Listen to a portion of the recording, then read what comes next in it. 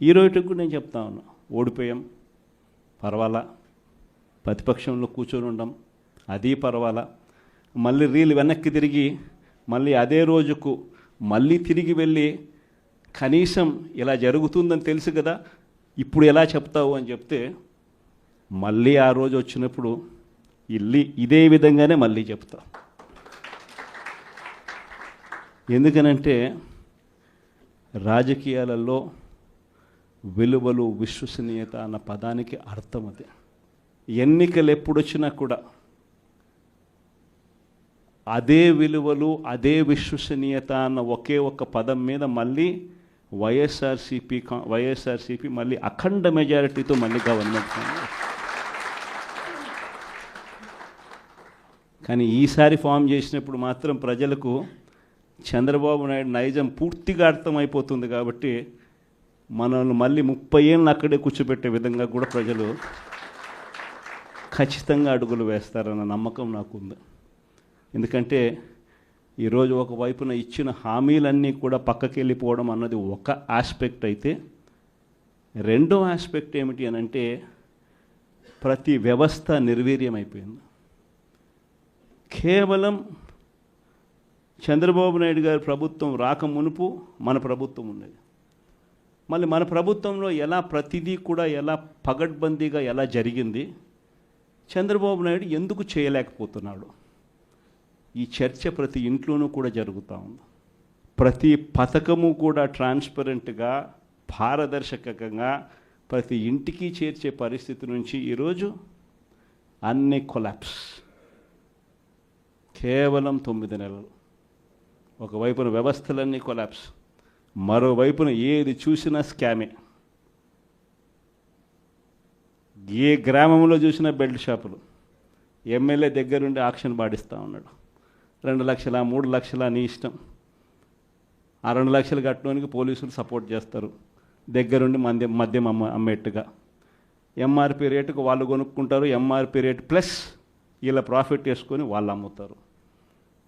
ఏ గ్రామంలో చూసినా కూడా ఏ బంకులో కూడా ఈరోజు మద్యమే కనిపిస్తూ ఉంది. మొట్టమొదటిసారిగా గవర్నమెంట్ నడుపుతా ఉన్న మద్యం షాపులను తీసేసి ప్రైవేట్ వాళ్ళని తీసుకొచ్చేసినారు. ఇసుక ఎక్కడ పడితే అక్కడ డబల్ ద రేటుకి అమ్ముతూ ఉన్నారు. ప్రతి నియోజకవర్గంలోని పేకాట క్లబ్బులు ఎక్కడ పడితే అక్కడ కనిపిస్తూ ఉన్నాయి.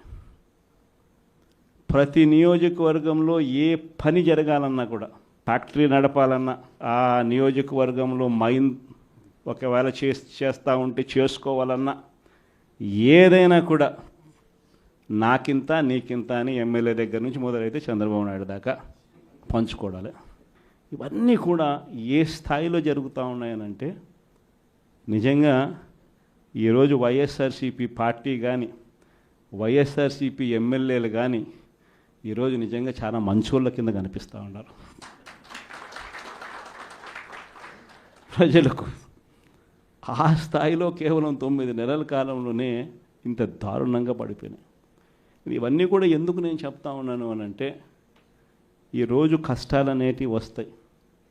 ప్రతిపక్షంలో ఉన్నప్పుడు, రాజకీయాలలో మరీ ముఖ్యంగా ఉన్నప్పుడు ప్రతి ఒక్కరూ కూడా ఒక్కటే గుర్తుపెట్టుకోవాలి, కష్టం రానిదే సుఖం రాదు. ప్రతి మనిషి జీవితంలో కూడా కష్టాలు సుఖాలు అనేది పార్ట్ అండ్ పార్సల్. ప్రతిపక్షంలో ఉన్నప్పుడు మన కష్టాలు కనిపిస్తాయి, కానీ ఆ ప్రతిపక్షంలో ఉన్నప్పుడు ఆ కష్టాలలో వచ్చినప్పుడు మనం ఆ కష్టాలను ఎలా ఎదుర్కొంటాం అన్నది మనల్ని లీడర్లు చేస్తాయి. కష్టం వచ్చినప్పుడు మన క్యారెక్టర్ను మనం అమ్మేసుకుంటే, మన వ్యక్తిత్వాన్ని మనం అమ్మేసుకుంటే, ఒక్కసారి బాటిల్లో ఉన్న నీళ్ళు బాటిల్లో ఉంటే బాటిల్లో నీళ్ళు తాగుతాం. బాటిల్లో ఉన్న నీళ్ళు ఒక్కసారి ఇలా పడేసినామని అంటే భూమిలోకి పడిపోతాయి, మళ్ళీ ఏరుకోలేం. క్యారెక్టర్ కూడా అలాంటిదే. ఒక్కసారి విడిచిపెట్టేసినాము అని అంటే మళ్ళీ దాన్ని ఏరుకోలేం. ప్రజల్లో చులకనవుతాం, ప్రజల్లో పలచనవుతాం. ఇది ప్రతి ఒక్కరూ కూడా గుర్తుపెట్టుకోండి. కష్టాలు అన్నటివి ఎల్లకాలం ఉండవు. ఎవరికి ఏ కష్టం వచ్చినా కూడా నా కథ గుర్తు తెచ్చుకోండి. 16 నెలలు నన్ను జైల్లో పెట్టినారు. నా మీద కేసులు వేసింది కూడా మళ్ళీ ఎవరో కాదు, అటు కాంగ్రెస్ ఇటు తెలుగుదేశమే. నా పిటిషన్లో ఎవరు పిటిషనర్స్ అంటే అటు కాంగ్రెస్ ఎమ్మెల్యేలు ఇటు తెలుగుదేశం పార్టీకి సంబంధించిన నాయకులు. కేవలం రాజకీయంగా ఎదుగుతున్నాను అని ఒకే ఒక కారణంతో దొంగ కేసులు బనాయించారు. 16 నెలలు జైల్లో పెట్టినారు. కానీ ఏమైంది? బయటికి రాలా? ముఖ్యమంత్రి కాలా?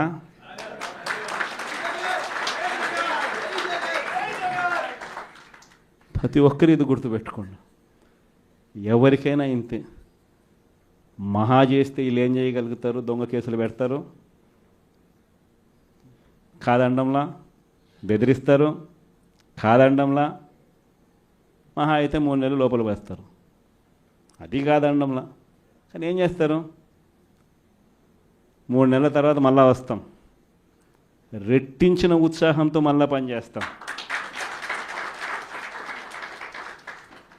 ఎవరెవరైతే మిమ్మల్ని జైల్లో పెట్టే కార్యక్రమం ఎవరెవరైతే చేస్తారో, మంచి చేసిన వాళ్ళని గుర్తుపెట్టుకోండి, చెడు చేసిన వారిని గుర్తుపెట్టుకోండి. ఇద్దరిని గుర్తుపెట్టుకోమని చెప్తాను.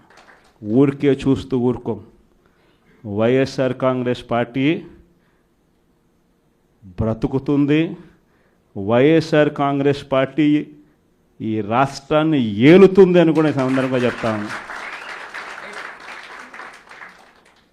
మరో 30 సంవత్సరాలు ఏళ్తామని కూడా ఈ సందర్భంగా కూడా మరి గట్టిగా కూడా చెప్తాను. కాబట్టి ఎవ్వరూ కూడా వైఎస్ఆర్ కాంగ్రెస్ పార్టీకి సంబంధించిన ఏ కార్యకర్త వెంటికి కూడా పీకలేడు అని చెప్పి కూడా ఈ సందర్భంగా చెప్తాను. ఇది ప్రతి ఒక్కరూ గుర్తుపెట్టుకోండి, ఒక్కటే గుర్తుపెట్టుకోండి. ఈసారి జగనన్న 2.0 కొంచెం వేరుగా కూడా ఉంటుంది. ఈసారి జగనన్న 2.0 కార్యకర్త కోసం ఎలా పనిచేస్తుందో కూడా చూపిస్తుంది. ఇది మాత్రం నేను ఖచ్చితంగా చెప్తా ఉన్నా. ఎందుకనంటే జగనన్న 1.0లో బహుశా కార్యకర్తలకి నేను అంత గొప్పగా బహుశా చేయలేకపోయి ఉండొచ్చేమో. ప్రతి పథకము ప్రతి విషయంలోనూ కూడా మొట్టమొదటిగా ప్రజలే గుర్తుకొచ్చారు. ప్రజలకు మంచి చేయడం కోసమే నా టైం కేటాయించా, నా తాపత్రయపడ్డా, ప్రతి విషయంలోనూ దానికోసమే అడుగులు వేశా. కానీ జగనన్న 2.0కి వచ్చేసరికి మాత్రం చంద్రబాబు నాయుడు కార్యకర్తలకు పెడతా ఉన్న ఇబ్బందులు చూసా, కార్యకర్తలు పడతా ఉన్న అవస్థలు చూసా, కార్యకర్తలు పడతా ఉన్న బాధను గమనించా. వీళ్ళ కోసం గట్టిగా మీ జగనన్న ఉంటాడని సందర్భంగా గట్టిగా చెప్తా.